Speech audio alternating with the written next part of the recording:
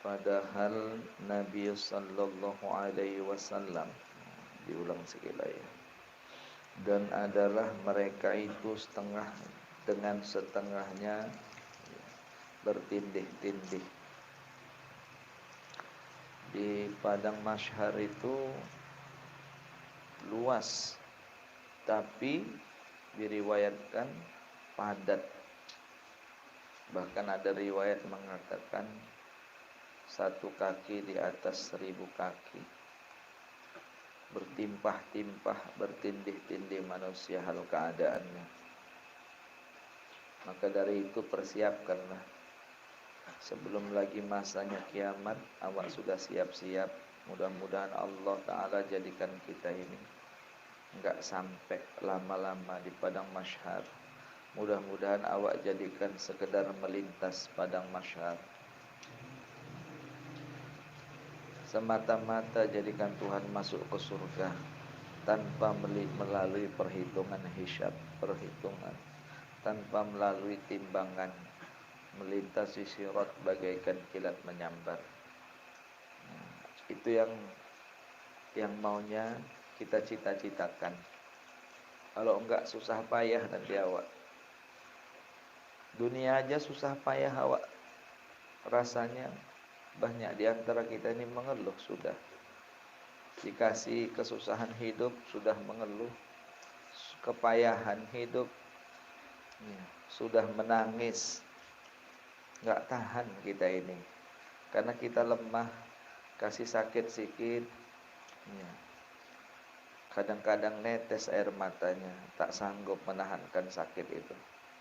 Bisa punya masalah sikit, rasanya gelap dunia ini, sesak napas ini. Itu masalah dunia, kecil kali masalah dunia ini, sedikit kali dikasih Tuhan ini. Tapi kita namanya manusia, nafsunya nggak sanggup. Coba bayangi kalau kita mengalami hal tersebut di padang mahsyar nanti. Atau gitu mati dikubur, disiksa oleh dua orang malaikat tadi. Dengan berbagai siksa, ada ular, ada kala, ada pemukul, ada yang namanya cemeti, dipukuli awak di sana. Awak dalam dunia sakit sikit merasa dipukulin, punya masalah sikit, ekonomi kurang sikit sudah. Akhirnya lelah ngadepinya. Akhirnya kita nggak mau berbuat apa-apa. Banyak perbuatan-perbuatan baik kita akhirnya kita tunda. Nggak sabar kita dengan hal-hal itu. Makanya pikir-pikirlah.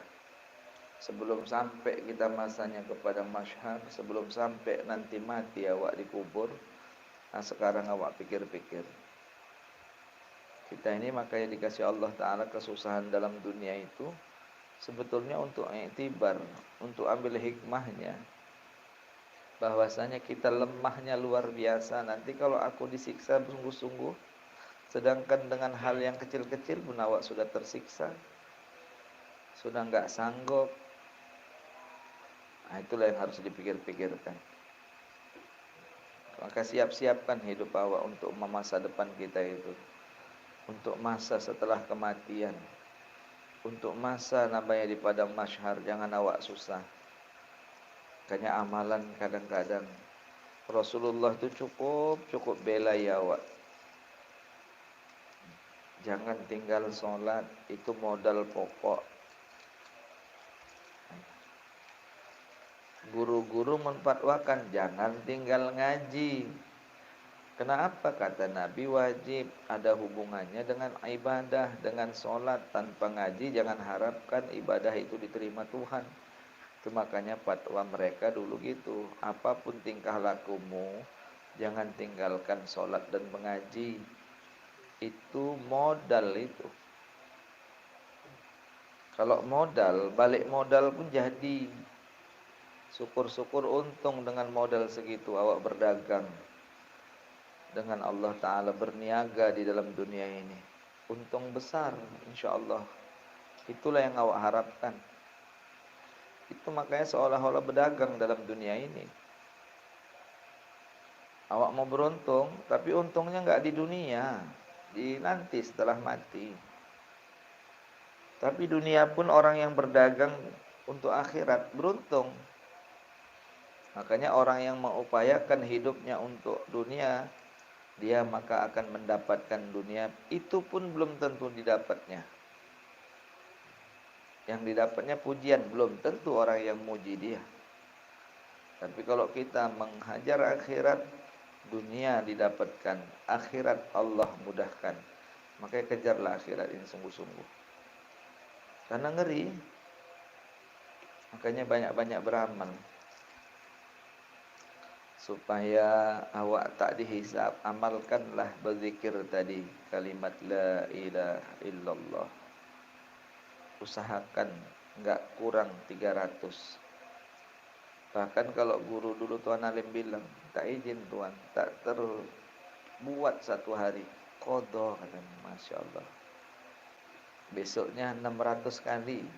Tapi itulah tadi, orang yang namanya modalnya 300 pun enggak dikerjain, konon lagi qadhanya. Tapi kalau kita sadar itu sebagai modal bagi kita, ya, untuk nantinya bahagia, akhirnya nanti melintasi padang mahsyar tanpa tegak, tanpa dihisap. Awak usahakan biar jangan disisa kubur, baca 200 ayat sehari semalam, minimal kulhu 50 kali kata Tuan Alim, supaya enggak disiksa, supaya utuh jasad awak nanti. Makanya jasad-jasad orang-orang penghafal Quran insyaallah, jadikan tidak ada binatang-binatang di bumi yang mau menyentuh tubuh yang indah, tubuh yang mulia itu jadikan Tuhan. Dijaga oleh Allah sampai hari kiamat nanti. Sudah, kubur dibela, masyhar dibela. Ya. Apalagi melintasi syirat bagaikan kilat menyambar. Amalkan siap solat. Asyhadu an la ilaha illallah wahdahu la syarika la ilaha wahida wa rabban syahida la ma'budan siwahu wa nahnu lahu muslimun. Dan ada lagi 3 lagi, muslimun diganti shadiqun, mukhlisun. Begitulah kira-kira ya. Tapi riwayat juga satu pun sudah cukup lah kalau memang sanggup. Padahal mudah-mudahan aja dikasih kemudahan itu tadi. Tapi terkadang kita ini enggak mau mengamalkan atau enggak mau tahu tentang amalan yang disuruh oleh Rasulullah sallallahu alaihi wasallam tadi. Biar tenang nafsu awak, beramal juga, menzikirkan yang nama Ismul A'zam, Allah, Allah, Allah, Allah, Allah, Allah. Biar semakin baik nafsu awak. Itu makanya latihan yang dibuat orang tarikat itu luar biasa. Zikir yang menaikkan menjadi nafsul lawamah. La ilaha illallah, la ilaha illallah. Jadi kalau orang yang sudah terbiasa mengaji, ilmunya banyak, beramal, alhamdulillah. Jangan cuma beramal tak mengaji. Jadi ketika itu berzikir, dinaikkan nafsunya sampai nafsul lawamah.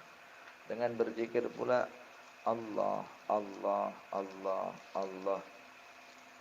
Maka menurut ahli tariqah yang bersanad pula, inilah yang menaikkan kepada nafsul mutmainnah. Jadi kalau bisa begitu, itu namanya zikir Ismul A'zam.